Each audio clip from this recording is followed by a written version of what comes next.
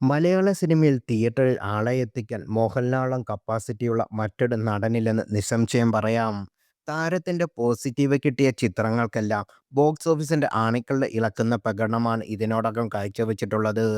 BJP പ്രഖ്യാപിച്ച ഹർത്താലിനെ പോലും മറികടന്ന് ഓപ്പണിംഗ് ഡേ കളക്ഷനിൽ റെക്കോർഡിട്ട ഒടിയനും നോട്ട് നിരോധന സമയമായിരുന്നിട്ടും തിയേറ്ററിലേക്ക് ആളെ എത്തിച്ച് മലയാളത്തിന്റെ ആദ്യ 100 കോടിയിലടിച്ച പുലിമുരുകനും ഇതിന് ഉദാഹരണമാണ്.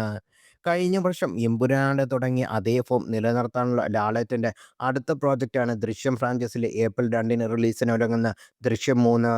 റിലീസിന് മുമ്പ് തന്നെ ഡിജിറ്റൽ സാറ്റലൈറ്റ് റൈറ്റ് ബിസിനസ്സിലൂടെ വൻതുക സ്വന്തമാക്കിയ ചിത്രം നോർത്ത് അമേരിക്കയിൽ നിന്ന് മാത്രം 10 കോടിയോളം രൂപ റൈറ്റ്സിലൂടെ സ്വന്തമാക്കിയ വാർത്ത കഴിഞ്ഞ ദിവസം പുറത്തു വന്നിരുന്നു.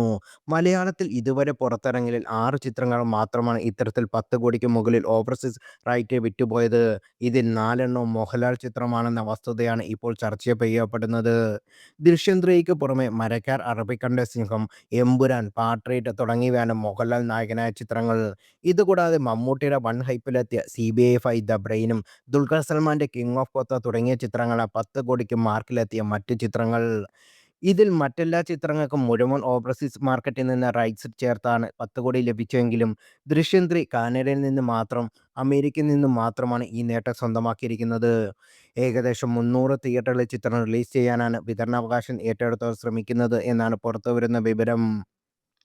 മോഹൻലാൽ എന്ന താരത്തിന് പുറമെ ജിത്തു ജോസഫ് എന്ന സംവിധായകനുള്ള വിശ്വാസമാണ് ഒരു മാസ് ആക്ഷൻ ചിത്രം അല്ലാതിരുന്നിട്ട് കൂടി ഇത്രയും ഉയർന്ന തുകയ്ക്ക് ചിത്രം ഏറ്റെടുക്കാൻ വിതരണക്കാർക്ക് ആത്മവിശ്വാസം നൽകുന്നത്.